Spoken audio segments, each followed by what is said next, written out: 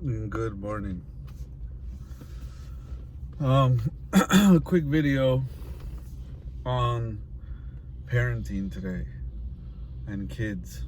I don't speak on subjects I don't have experience or I don't feel qualified in speaking on.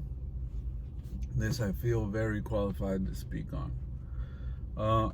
I've been complimented a lot on my son, a lot, by fellow adult friends.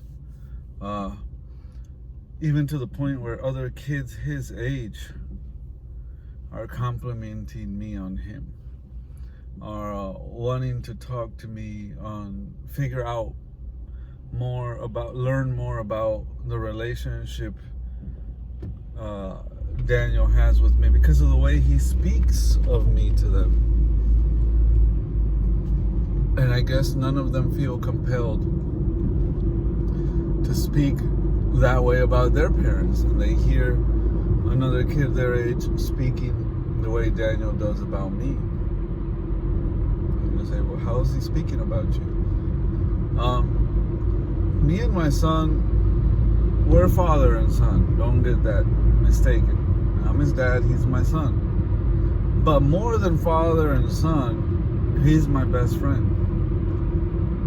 I know you would say, oh, that's cute. It's adorable. It's nice of you to say that, right? But it's one thing for me to say it. It's another thing for him to feel it. With kids, it's not what you say, it's what you make them feel. So, I've been successful at making him feel that I am his best friend, without losing the authority. Oh man, here comes the sun. Without losing the authority of, I'm your dad also, and I'm that authoritative father figure at the same time. So it is important to be the best friend, but not at the cost of losing that authoritative father figure. So it's a fine balance. It's really not easy to master that. Like, there's really a fine balance to be had in reference to that.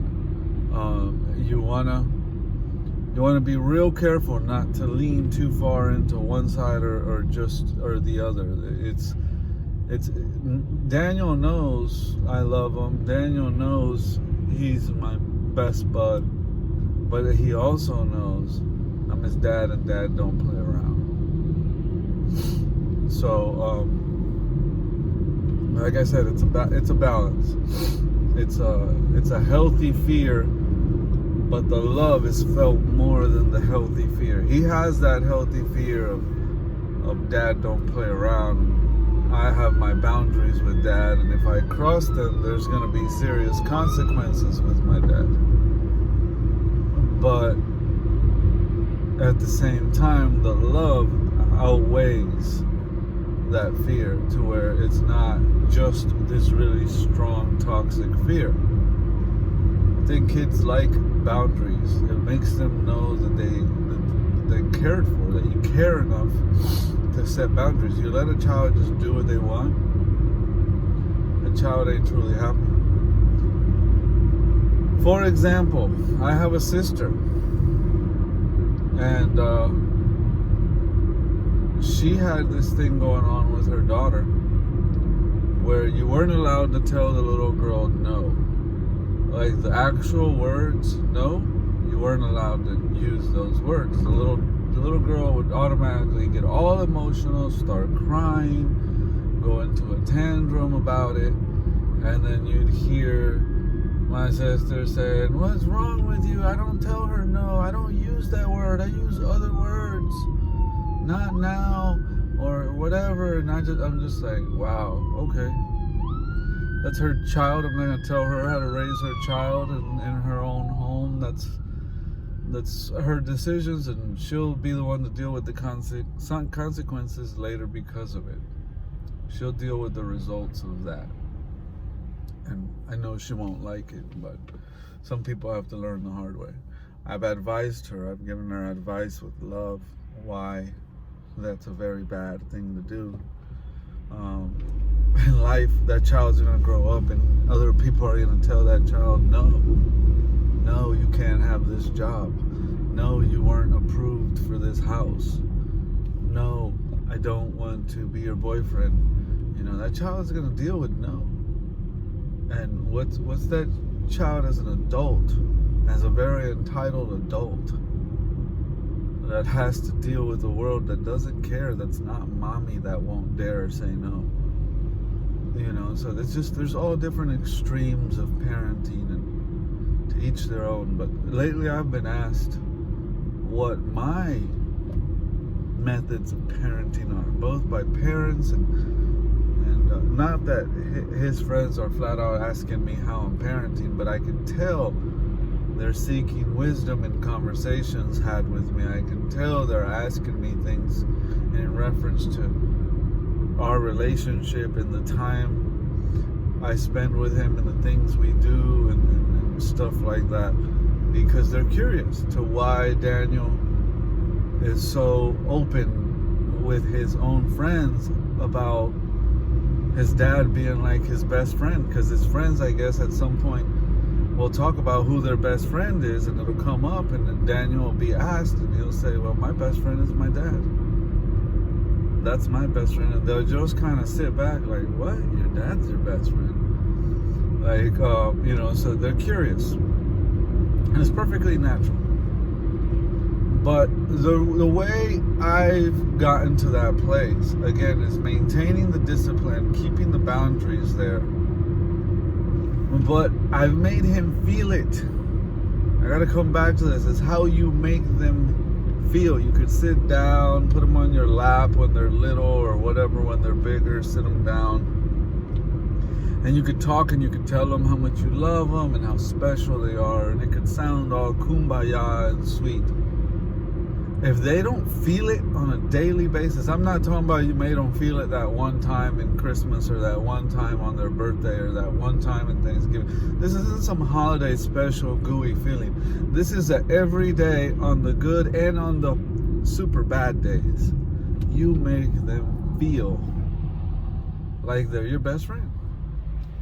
Now, my best friends in life would understand that I'm having a bad day. Just like your kids will understand you're having a bad day. This isn't about any sort of you know, unreasonable perfection that's expected of you with your child. It's just a consistent, genuine feeling. And when I say genuine, I mean genuine. It has to be, that's the key word here. Like, this can't be faked. This has to be genuine. This has to be genuinely felt by them. And if you can, in order for it to be genuinely felt, it's kind of common sense to say it, but it has to be genuinely given, or it won't be genuinely received. And you know, you got to work on yourself as a person, as a parent, to be able to transmit that feeling every day, genuinely, even on your bad days. And there will be time where you'll fall short. Guilty. I've had days where I'm just like, whoops, can I get a redo? But I'm never too proud to admit it to him. I'll always be the one to come and say, hey man, I wish I could get a redo on yesterday or on earlier this morning. You know, I kind of dropped the ball there, let my emotions get the best of me, and it wasn't fair to you, Daniel. Sucks you had to put up with that, but you know, your dad ain't perfect. I do love you, and you know, I'm trying to get it together here. I just got a lot on my plate, buddy, and I don't want to take it out on you. So I hope you can understand. I'm aware of it. I'm working on it. Just work with me. Be patient. And he'll say, yeah, Dad, no worries. I get it. It happens to me too. I've been there, Dad. And I'm just like, thanks, buddy. Glad you appreciate you understand. Just Well, try not to let that happen again. All right, let's make the best of it and just move on. And kids understand when you make a mistake. Even the best of them, even my dad, he owns up to it. He doesn't just try to justify it or make some excuse to make it go away. He legit owns it. Calls it what it was, a mistake on his part, and tries to move on and move forward. And he's genuinely concerned about making things right with me when he actually doesn't get them right. And you know, you get better at it with time, and it's over the years you notice you're this parent that less and less has to be asking for forgiveness from their child on parenting mistakes. And I don't know, I've made fatherhood my most important role. I watch a lot of other information on YouTube. I watch a lot of pastors. I read books. You know, I'm constantly into articles and important, you know, information that's being shared on parenting. There's a program UCF has for single dads with kids with autism. UCF CARD program. It's a great program. And you know, I'm a single dad, and I have a son in the spectrum with Asperger's, and these are other fathers that are single fathers of kids in the spectrum also with different forms of autism, and you get to conversate and hear different perspectives on how they're dealing with different challenges with the kids and things like that, and you know, you gain knowledge, you learn from them, and then you're like, man, that sucks that so and so made that mistake, and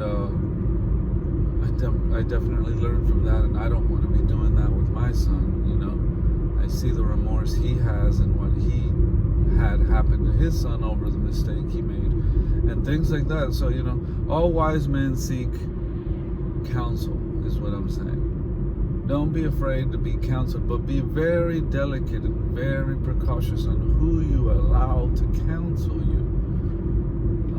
You can learn just from about anybody's mistakes, but when it comes to like getting true wisdom, like this girl sent me a YouTube video, and it was just some random person on YouTube, and I looked into who this person was and the majority of their content and what kind of person this person was based on the other videos they had posted, and I deemed that wasn't a person that was qualified to give me, you know, any kind of wisdom on that subject. She was talking about marriage and relationships, and she wasn't even married. Don't take advice from people that aren't married on marriage. Don't take advice from people that aren't salesmen on sales. Don't take advice from people that aren't health practitioners, professionals on health matters. And even if they are a doctor, a nutritionist, a natural health doctor, whatever they are, they might have the degree and the knowledge, but are they practicing what they're preaching?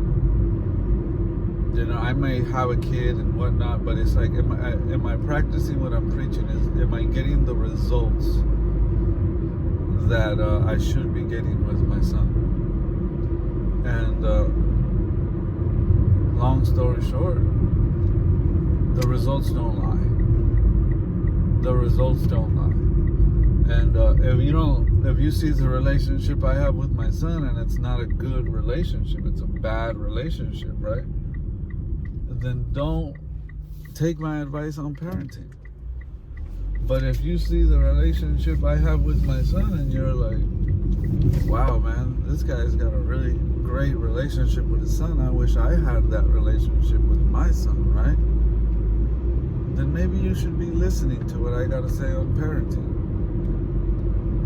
So, like I said, I don't speak on stuff I'm not qualified to speak on. And if there's anything I could speak to you on, it's that I feel super qualified, it's a few things, cars and other things like that, but it's parenting, because I've really immersed myself into mastering the art of fatherhood, of being a father. And it's not something I've taken lightly. It's not something I do part-time like a lot of other fathers do. I made fatherhood my number one role, meaning that fatherhood is a full-time thing for me.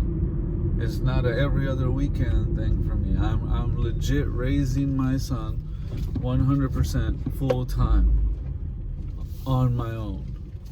And my career does not come first. My other relationships don't come first with males, or intimate relationships with females. At all expense, no matter what the cost, I've made fatherhood my most important role. And you can't just say that and just spend time with them either, and just be there and be present, even though that is one of the most important things. You have to say that and invest time in yourself to genuinely study, to become a student, and just really seek knowledge and growth in that area, because he's constantly growing. He's a sponge. Every day, every week, every month, every year, he's growing, right? And if I'm just here stagnant on the subject, he's gonna quickly outgrow my level of my capability, my level of parenting him. And I've seen that happen with a lot of other kids. It's sad, but the parents were good parents in their childhood years, maybe, but they get into the teen years, and the parents never really elevated their level, their knowledge of parenting. They just kind of let time pass. And now the kids are maturing and becoming into their own, and gaining wisdom from other places as they become more independent in school and in other areas of their social lives. And, they're having conversations even amongst peers that are more in depth and on certain topics and whatnot, that the parents don't even know how to handle properly. They do their best to handle them, but they handle them improperly. They drop the ball. And why? Because they weren't constantly trying to grow as the child was growing. Nobody needs to be stagnant in their parenting, is what I'm saying. You need to be constantly elevating your level of parenting as your kids are elevating their level of growth. So as Daniel was coming up, I was making sure that I was coming up with him also. And we've both come a long way together. I'm proud of myself, and you can believe I'm proud of him. So I'm qualified to speak on this and to dive into the details in the magic, so to say. I attribute my success to him, first of all, with just being present. And what I mean by being present is not just like I went to your event, but I was like this on my phone the whole time through your event. No. Daniel didn't do sports like I did. I was soccer, basketball, football, all that. Ran track, BMXing, go-kart racing. I was very much adrenaline junkie. I was very much athletic type. And Daniel is different than me. Daniel is more artistic. He's an entertainer. He's in theater. He's done theater and now musical theater, and he's doing them both this year, his senior year. Both electives, musical theater and theater. But he started off, I think freshman year was theater, then sophomore year he did musical theater. And then junior year he did both, and senior year he's doing both again. So that's his thing, man. That's his thing. And when he has a play, they had a play they did last year at the end of the year, and he didn't even have a major role. His high school usually gives the major roles to the seniors. In the rehearsals and the tryouts, he definitely deserved the major role, but we understood that there was other seniors that was going to be their last play, their last year in high school. And it's not fair to them. Daniel had another year in him still. He was only a junior last year. So, they gave him an ensemble role. It was a pretty decent role, but it wasn't the main role. But, they gave those lead roles to the seniors. And I understand the reasoning for it. Not going to say anything bad about that. But he definitely would have done a better job than them. If he was a senior, he would have been cast for it. But he humbly bowed and understood that it was their last year, that he would have another opportunity the next year, and they wouldn't. So this year is his shot. He's the senior now, and it's already a given. He's getting the main role. He's earned it in this school end of year play. But last year's end of year play, they did it 4 nights in a row, back to back. It was like Thursday night, Friday night, Saturday night. I think they even did Sunday. I think it was 3 nights. Might have been 3. Felt like 4 to me. So yeah, it was Thursday, Friday, Saturday. Now that I remember, you had to pay $5 every day to go see him, and the event was like 2 hours long. And I would go and I would sit there in the audience and watch. I recorded different parts because it's 2 hours of material, and I recorded different parts on different nights and eventually got the whole thing recorded. But I didn't want to just be recording the whole night and really not take in the event. And this is what I'm getting to. Like, when I was there, I was present. I was really there. I wasn't in my phone, checking my Facebook, checking my Twitter, checking nothing. I was there. I was engaged in the performance. I was present. And then that's cool the first night. Maybe the second night you missed a few things. By the third night, I've definitely watched the whole thing. I've got it all the way in me. And it's very tempting to just be like, oh, I've already seen this. Let me just get on my phone and whatever. No. Or let me not go. I already went the first 2 nights. No. I wanted him to feel that I was his #1 fan, that I was fully present through all 3 of his shows. He had to do the same performance 3 days. I was going to be there to support him all 3 days and be fully present. And I apply that in every aspect of his life. And everything that he does, I'm fully present. Now, there's days where he's telling me about his day and I'm just like, oh, super tired, trying not to fall asleep. And he's legit been talking to me and I fell asleep. I was so tired from just working so much. But he knows it's not like I don't care. And I'll wake up and I'll be like, oh, I'm sorry, Daniel. I'm sorry. I fell asleep. I'm so tired. I didn't sleep much last night. I worked late in the garage and then I got up early and then I went all day and had a long day and I come home and I just couldn't help it. And while you were talking, I accidentally passed out. So he gets it, but the majority of the time, like I said, it's not like perfection and you're like, oh, excuse me. Speaking of tired, it's not like you're Mr. Perfect and you never drop the ball with them, but you're not ashamed to say, hey, my bad, sorry. And the majority of the time, 9 out of 10 times, I'm right awake and I'm fully aware, fully engaged and present in my interactions with him. When we drive around in the car, we're either watching a YouTube video together, talking about it together, or we're enjoying each other's company, listening to music. We're big into 80s music or something together. So at the end of the day, it's all about being present, being fully present. I would say that's the #1 most important thing. Don't just be there, be present, be fully present. Make his passion, his events, the things he's involved in, make that a priority to you. I only have 1 kid. I know people that have 3, 4 kids. It's hard to beat at all of their stuff. I come from a family of 4. I'm the middle kid. I have an older sister, an older brother, and a younger brother. So I know what it's like. And my dad struggled, but he did it. He never missed a single soccer game. He never missed anything. My dad was always there that I remember. If he missed something, I damn sure don't remember he did. So, my dad made it happen with 4 kids. It's doable. It can happen.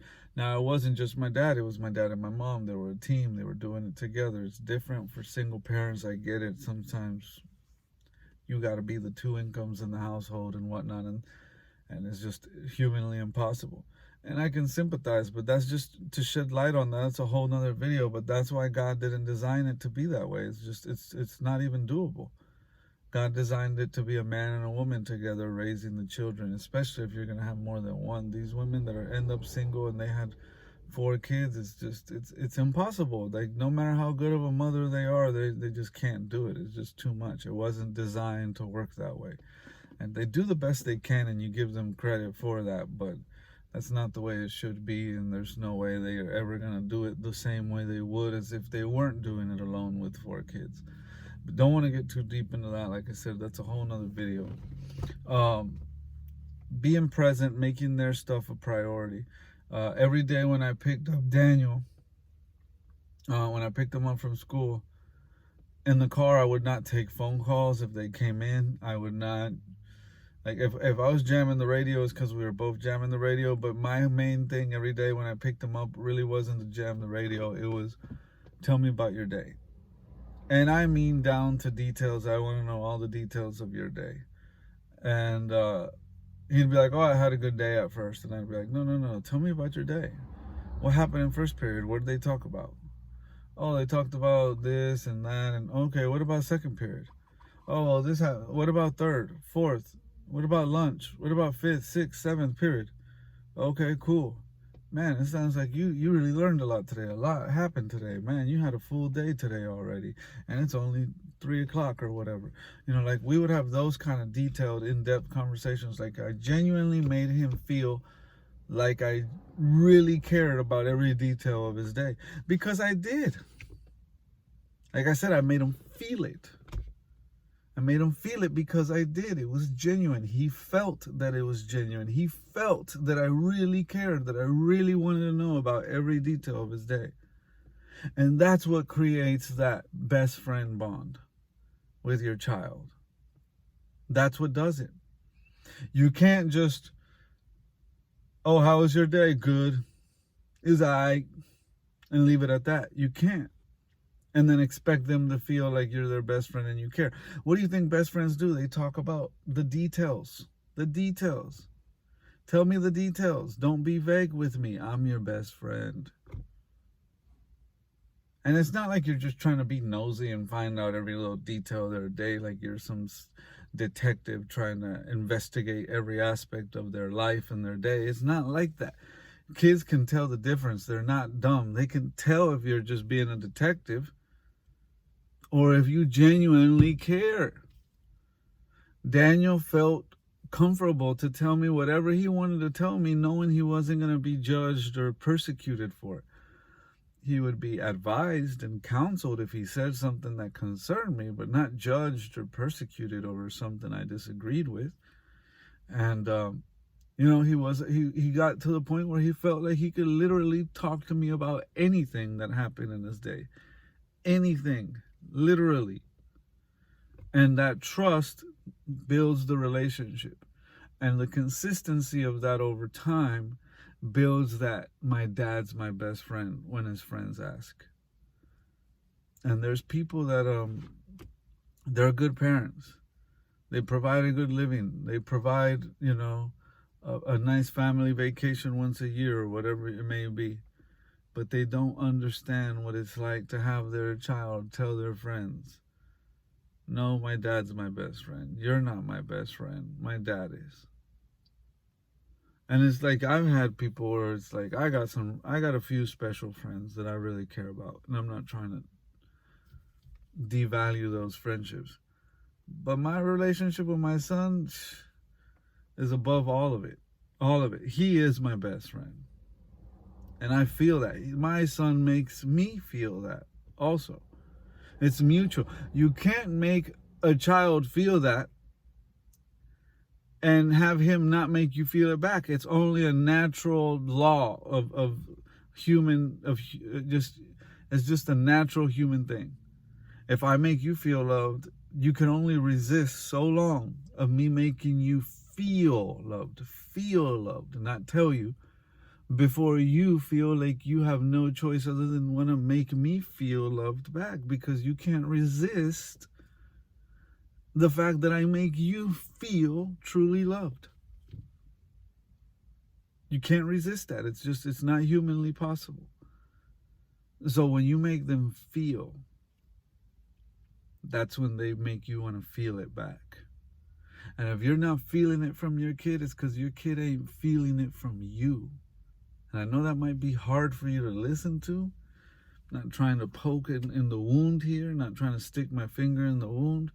I'm just trying to be really honest and transparent in the information I'm laying out here. If you don't feel that from your child, it's because you dropped the ball. You failed your child in making them feel that about you. You're the parent. You're supposed to be leading this thing. You lead by example first, and then they follow. They don't lead and then you follow them. A lot of parents are doing it that way. It's ridiculous. God gave you the child for you to lead that child through life.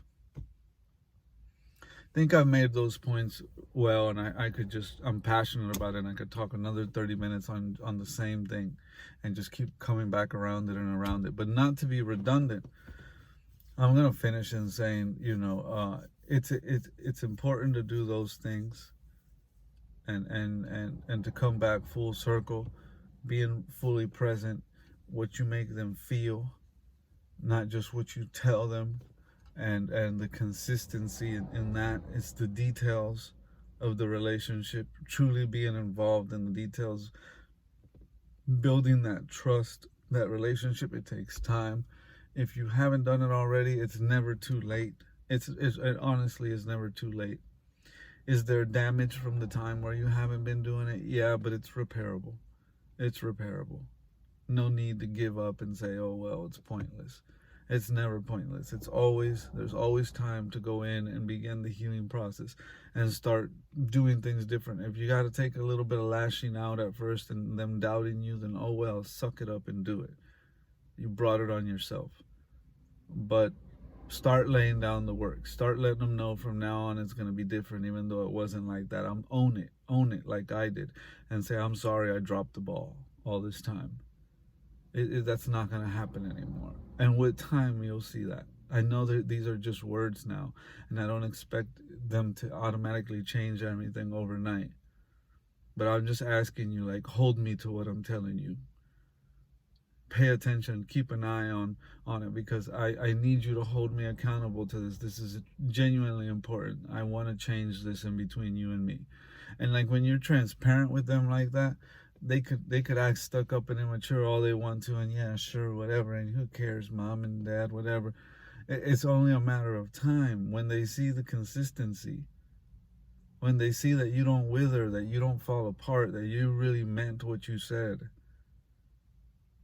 You really owned it, and you put action behind it consistently, day after day, on the good days and on the bad days. You're still consistent. They can't help but start to feel love. They can't help but start to feel like they are your best friend. And they're going to say, man, I feel like I'm my dad's best friend, and I don't make him feel like he's mine, and I feel guilty about that. And they'll start waking up to that reality, and they won't be able to resist, and they'll start making you feel like you're their best friend also. And now it's mutual. And now you both just maintain it, because you both realize how much more better life is that way. It's so special.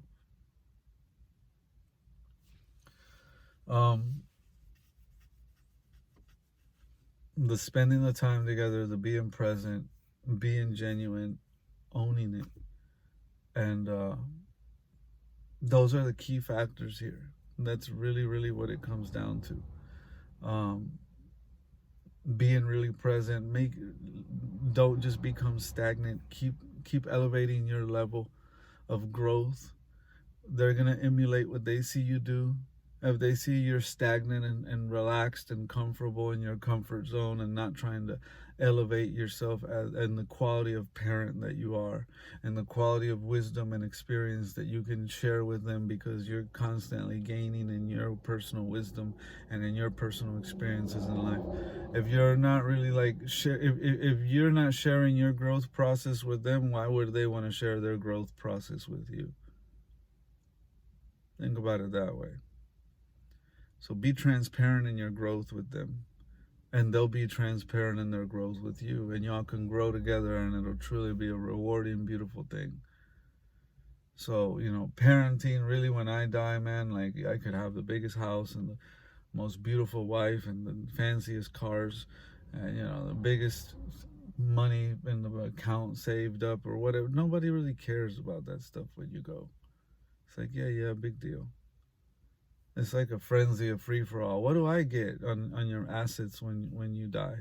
Do I get his house? Do I get his car? That's what the ones that don't care about you really do. The ones that really cared about you, the ones that you really left an imprint, a legacy in their life, they care more about how you treated them, how you lived, the memories, the times you spent with them.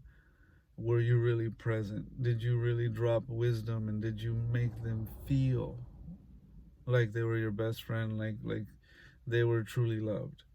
That's what stays with you, man. When I die, the greatest legacy I leave behind in the world is the quality of young man I left behind, the quality of young man that I raised to contribute to society.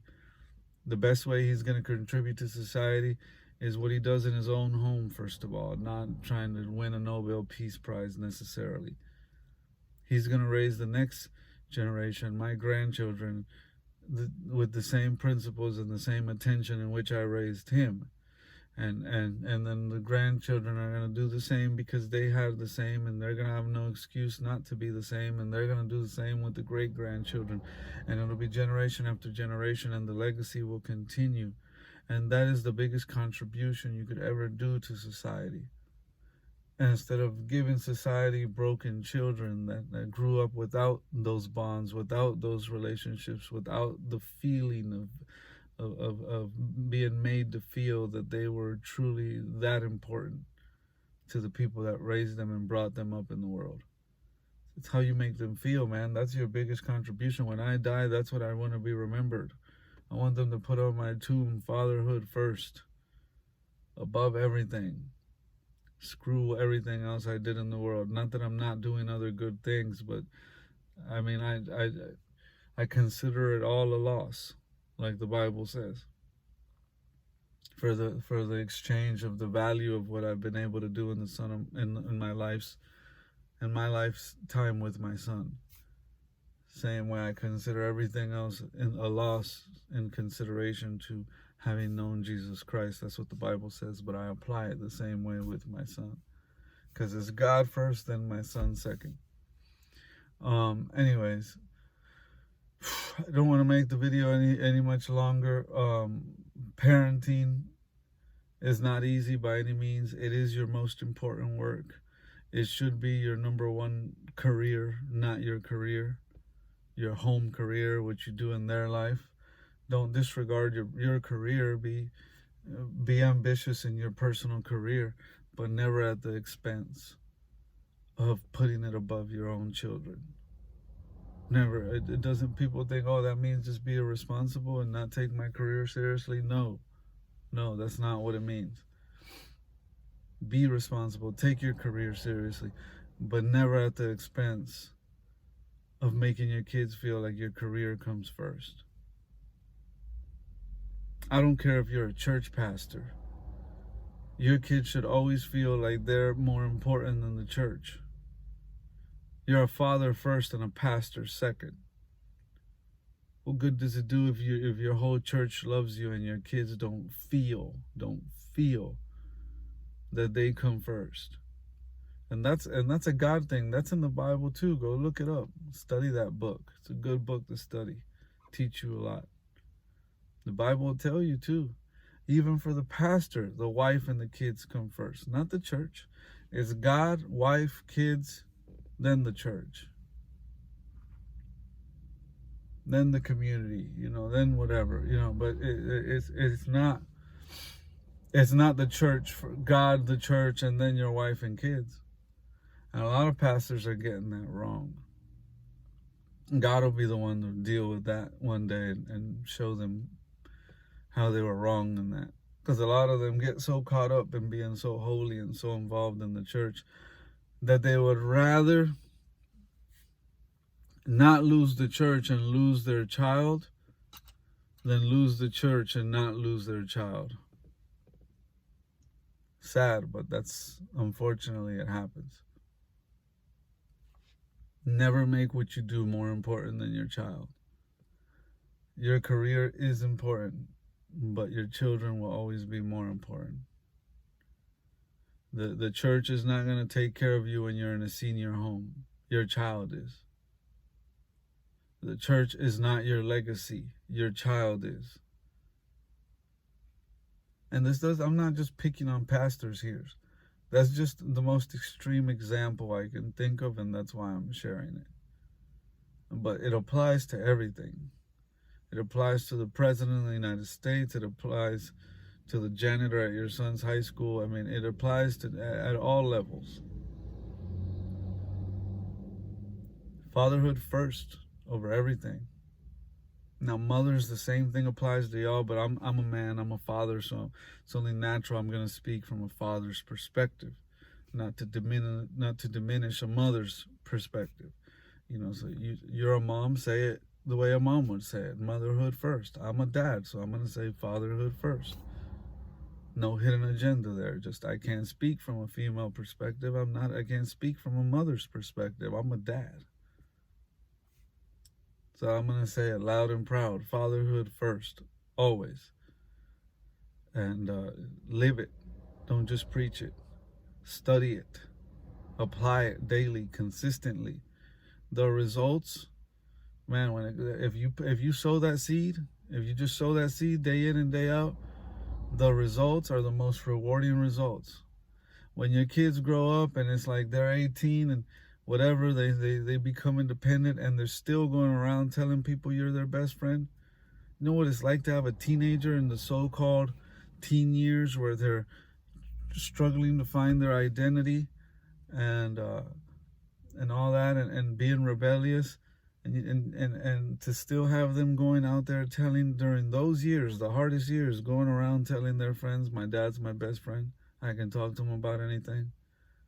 When his friends ask him, who's your best friend, he'll quickly say, oh, my dad. And in your case, it might be my mom, whatever. That's if that ain't rewarding, I don't know what is. I could be CEO of freaking Boeing or Tesla or whatever. I don't care. It's not more special than that. It's not more special than that. And this whole thing I just mentioned about, the teen years where they struggle to find their identity and they're rebellious. You hear parents say all the time, oh, it's normal. It's the age. It's what they're going through. It's just part of it. It's just a phase. I hate to disagree. Sorry. But if your child is struggling to find his identity, if your child is being rebellious and acting out, it's because you failed your child. It's your job as the parent to guide them towards learning, studying themselves, and learning what their true identity is, what their true gift is. Their true identity is only found in Christ. First of all, I'm a Christian. I'm going to say it loud and proud. I'm not ashamed to say it. I don't care who dislikes the video over that. To each his own. I'm not shoving it down your throat, but that's just my take on it. I'm convicted on that. You be convicted on whatever you want to be convicted on.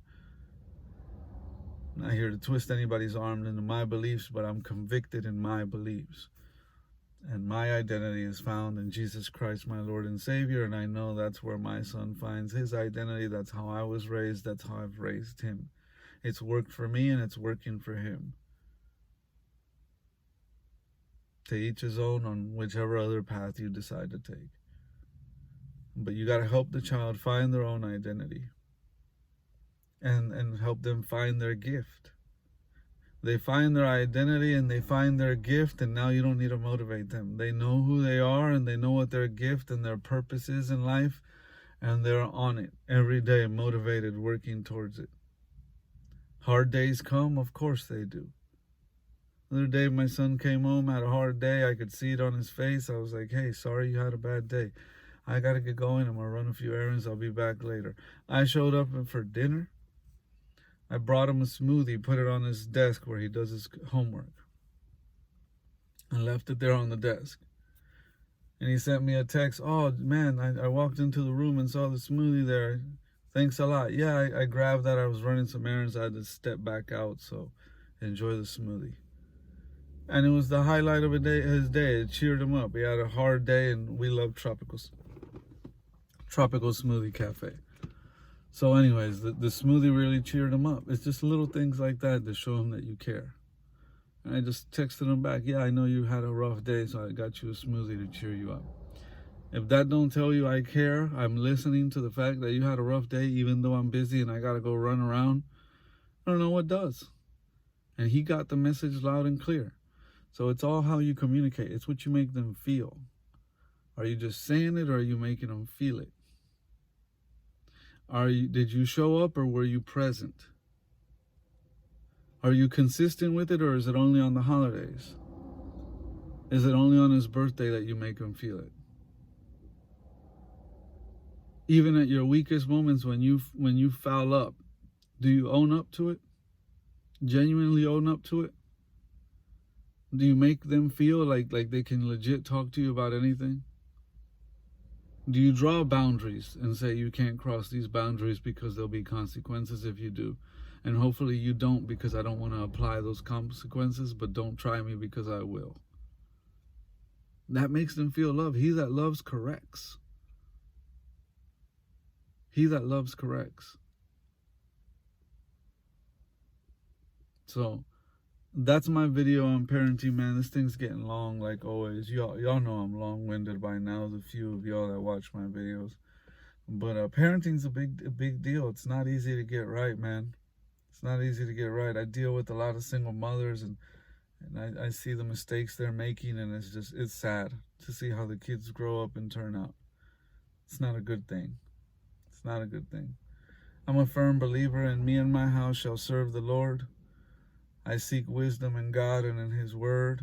I'm far from perfect. I'm not holy or anything. I'm not even a good example as a Christian. I'm just a real man, flawed in everything, that's genuinely seeking God, trying to get it right, trying to do the best he can by his son. That's it.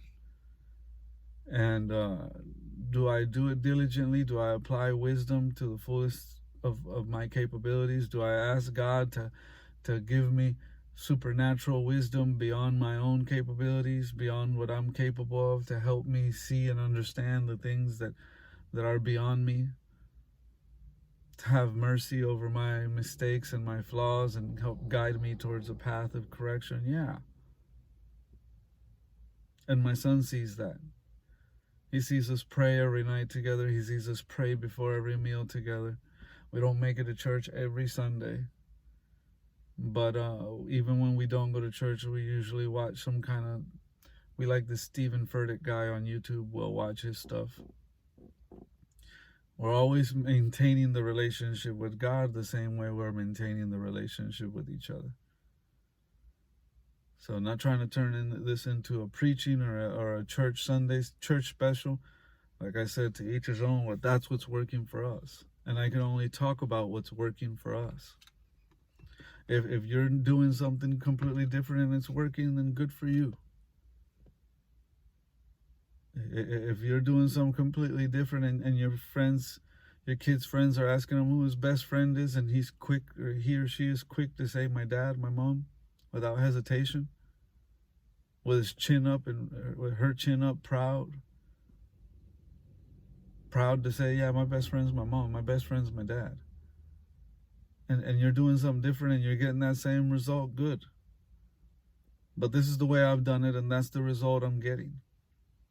If other people are complimenting your kid, saying, we would love to have him, we want to adopt him, we want to keep him when he goes to visit their house or partakes with them in a public gathering somewhere, then you know you're doing it right. Because people are very honest. these days. It could be a good thing and a bad thing. When people come to you and legit face to face say, hey, what are you doing with your kid? It's amazing to see. He's such a great young man. I wish my son was like that. I'm struggling with my son. I'm struggling with my daughter. My son won't even interrupt adults when they're talking. He'll stand there, look, make eye contact, like so to say, I'm here because I have something to say, but I don't want to open my mouth and interrupt y'all. And then we'll look at him and acknowledge him. I was just talking about this with my neighbor across the street, Lynn. And he would look at us to say, hey, I'm here. And then we would look at him to say, yeah, go ahead. And it was silent. There wasn't a verbal excuse me, but he didn't just walk in and interrupt our conversation. Sometimes he'll walk in and verbalize the excuse me. And sometimes he'll just stand there and wait to be addressed. But either way, he doesn't interrupt adults when they're talking. He just knows better. When he is addressing adults and he's not interrupting, even, you know, I've seen him do this with not just with me, but even with other adults. But it's always yes, ma'am, yes, sir, thank you. Like manners and politeness like you would never expect from a 17-year-old in high school, senior in high school. And people notice this and they're like, wow, like his level of conversation, his vocabulary, his mindset, he gets along conversating with people my age, grown adults. He can hold a conversation at just about any level with any level of adult, highly educated or not. And he doesn't ever try to be anything he's not. He's 100% himself without offending anybody or needing to be rude or disrespectful. These are qualities that people notice. You don't have to tell people my son is like this and that. You don't have to go around bragging. Your kid is a reflection of what he has been taught in his home environment every time he steps out the door. When you got teachers and staff members at school saying, wow, whatever you're doing with your kid, you're doing a great job. You're a great dad.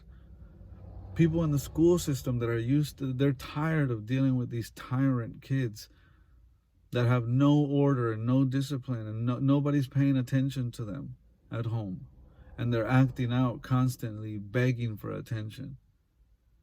And they're used to dealing with those difficult kids in difficult situations, coming from really difficult upbringings. And they see this and it's a pleasure, it's a joy, it's like a breath of fresh air to them. Like, wow, could this be? Is there really one that's like this? And they've seen him, and you're getting compliments like, oh, your kid's been here since the 9th grade. He's a senior. I've watched him the past 4 years. He is 100% true to who he is, and he is such a blessing to have here. When people look you in the face and tell you that, he's my best student, he's my favorite student, I'll never forget him, I wish all my students were like him. If people are telling you these things about your kid, then good job. Pat yourself on the back. You don't need my advice. You're already doing it good. Be honest with yourself. If you're not being told these things, then there's areas you need to work on. Maybe you need to rewind this. Maybe you need to watch this again. I've watched videos 3-4 hours long on YouTube 2, 3, 4 times, sometimes back to back. Paused, wrote that down, took notes to really let it all sink in, because knowledge is one thing, applied knowledge is another. And I wanted to not just make sure I took in the knowledge, but I wrote it down and really retained it. That way I knew I could apply it over time consistently and get the results long term that I'm really seeking. And now I'm getting those results. I've been sowing that seed since I got him full-time living with me when he was 11, 12 years old. And now he's 17. And the results are there, and everybody's verbalizing. And like the year before, a few people would say, the year before 1 or 2, and then the next year a few more. And now it's like everybody that talks to him comes back and has some kind of compliment to me about him, some kind of question about what I'm doing with him. because they can't, I mean, it's just, he radiates that. It's from the inside out, it just radiates. And people love his presence. They love his energy. They love the way he carries himself. And they're just like, what the heck? I wish my son was like this. I wish my daughter was like this. And they know, they clearly see the difference.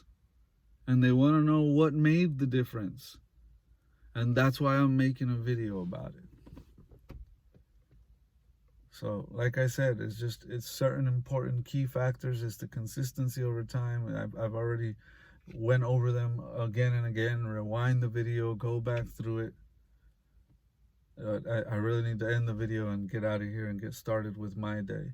I've already given y'all about an hour of my time, hoping that somebody gets value from this. Hoping that somebody that has kids can see it's never too late, first of all. And if you got young kids and you're just getting started, I mean, get started right. It's better to get it right from the beginning than it is to have to fix it later. Ask people that are trying to fix it now. It's not easy to fix it. It's not easy to teach an old dog new tricks, but it is possible. People say an old dog can't learn new tricks. That's bull crap. I'll teach a 70-year-old new tricks. It's a mental block, and if you remove the mental block, you can learn at any age. It's never too late. So anyways, thanks for watching. Know that the success I've had with my son is the same success I wish for you and your son, your daughter. My kid is not like some special kid that they sprinkled fairy dust on and he's the only one that can be like this. No, no, no, no. He's no better, no worse than your son, your daughter. It's just the environment he was in, the way he was made to feel, the time and energy that was invested not just in him, but in my own personal growth to make sure that I'm growing with him. Not having him grow, leaving me behind in my ability to parent him. All these factors over time with consistency develop this kind of kid. And I've seen results as early as in 1 year. Consistently applying everything I've discussed, in 1 year I've seen results with other people that have actually took my advice and started to apply it. And a year later, I'm having a conversation with them and they're like, wow, I'm starting to see results. And it's only been a year. And the next year, guess what? It's just going to get even better. And the year after, and the results will just keep getting better and better and better. And I believe it's going to be the same with my son. I never had to experience the troubled teen years because I didn't allow myself to fail him that way. I knew he just wanted to feel supported. So one thing I didn't mention, and I want to mention how important it is to make him feel supported. I was a mechanic for many years. I'm in sales now. But I would have been one of those dads that's like, oh, I'm a mechanic. I'm going to teach my son to be a mechanic, right? And I'm going to work on cars like father, like son. He's going to work on cars. And a lot of parents try to do this. They try to get their kids to be what they want them to be, what they think they should be. I was a dentist, so you're going to be a dentist. It's the family business. Everybody in our family's a doctor. If you're not a dentist, you're going to be a pediatrician or something, right? Oh, I was a soccer player, so you're going to be a soccer player. You know, my dad tried to do that with me. He was a soccer player. He tried to make me a soccer player. Don't get me wrong. I had fun playing soccer as a kid, but it's not what I wanted. I was just trying to please my dad. I was just a little boy trying to make my dad proud. I wanted to be a race car driver. My dad had no love for race car driving. He didn't care to even watch one race car race with me on TV. I would always sit and watch soccer games with him to spend time with him because I wanted to spend time with him. But really, I wanted to be watching races with him, car racing. So I learned from that, and you know, they told me, oh, racing is too dangerous. Oh, you can't do that, and they didn't support me in that. It's too dangerous. It's too expensive. Well, soccer's expensive too. Soccer's dangerous too.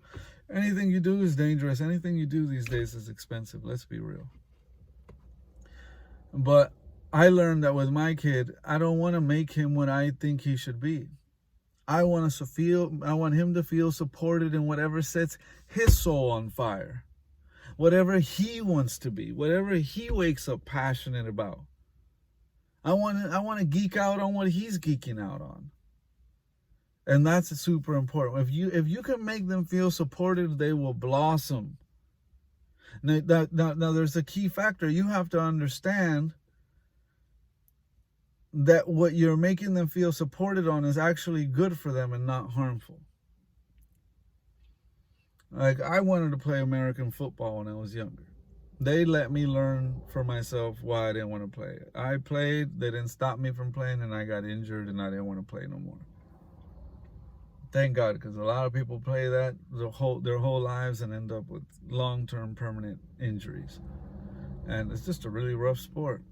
Like rugby and American football, like, it's not the same as soccer. Soccer's dangerous, but not like football or rugby. Like hockey, those are really rough sports. But anyways, long story short, let them try what they want to try. But it's your job as a parent to be so involved, to be paying really close attention, to help guide them through the confusion of what it is that they're truly passionate about. From what they like to do, from what's fun to do, to what's their true passion. And soccer was fun for me, but it wasn't my true passion. And my dad just wanted one of his kids to be a professional soccer player. One of his 3 boys. He didn't care which, to be honest with you, as long as one of them was. But he really wasn't focused on what we want individually. My younger brother really wanted to be a martial artist. I really wanted to be a race car driver. Until this day, I really don't know what my older brother wanted to be. He likes film and movies and stuff. He probably wanted to be a director involved in filming somehow. But instead, they tried to push soccer down our throat because that was my dad's thing. Or my dad was also a pastor, so they would try to, let us play that we were a pastor and having a church. Really, I didn't want to be no pastor. I wanted to be a race car driver. That's all I ever wanted to be, a race car driver. So at the end of the day, support your kids in what they want. Make them feel supported and they will blossom. They could fail at it, no big deal. Maybe I would have tried to be a race car driver and I would have failed. Maybe I would have crashed and died. Oh well, but I would have lived feeling supported. I would have lived, it's not necessarily about living the full length of your life. It's about living the full width of your life sometimes. And maybe I would have died in a car accident racing on a racetrack or whatever. Maybe I would have died happy, doing that, and I would have lived the full width of my life pursuing what set my soul on fire. It's fearful as a parent. I get it. You want to protect your kids from doing things that you feel are more dangerous than other things, and you would like to see your legacy live on through them and things that you are passionate and tried to accomplish in life, and see them accomplish what you weren't able to accomplish. I can understand all that, but it's a mistake. It's a parenting mistake. Let me tell you, that is flat out a mistake. So at the end of the day, don't make that mistake. Support them in what they want. Support them in what they're passionate about and what really sets their soul on fire. If you do that, if you help them figure out what that is and support them in that 100%, be their number one fan, dangerous or not, just be their take care of them, help them do it carefully. But support them regardless, 100%. They will blossom into who they were destined to be. All our kids have this gift that they were given. God didn't create anybody without a gift. And when you help them find that gift and support them in that gift, man, they share that gift with the world, and that's when the world really recognizes their gift and their life takes off. That's true success right there. Knowing what your gift is and sharing it with the world, letting the world see your true value and what your true gift is.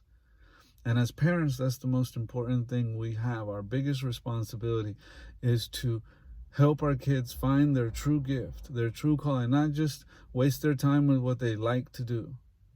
what's fun to do, with what we want them to do. No, what's their true purpose? What's their true identity? What's their true gift?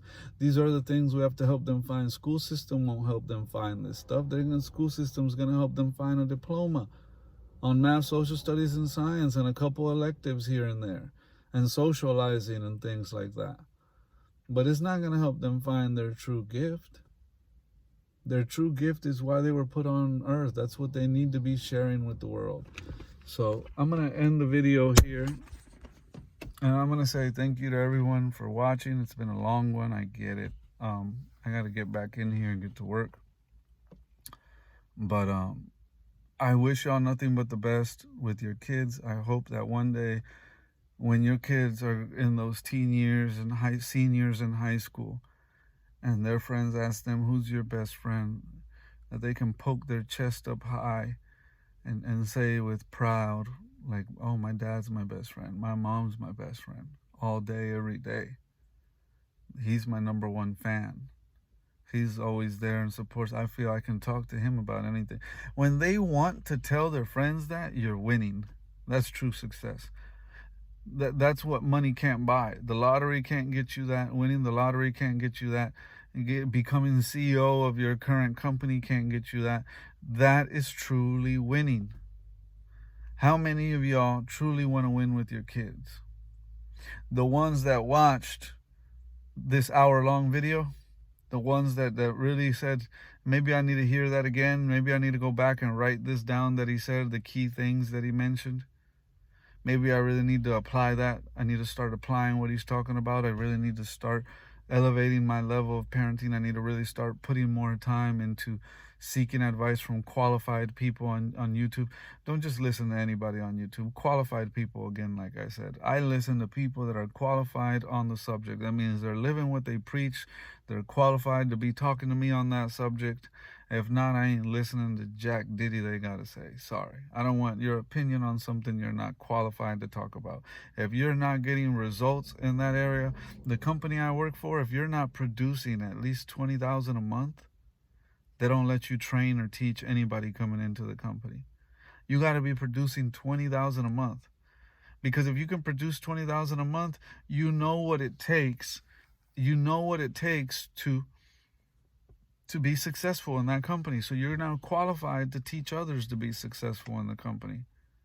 And if you can't produce $20,000 a month, I'm sorry to break it to you.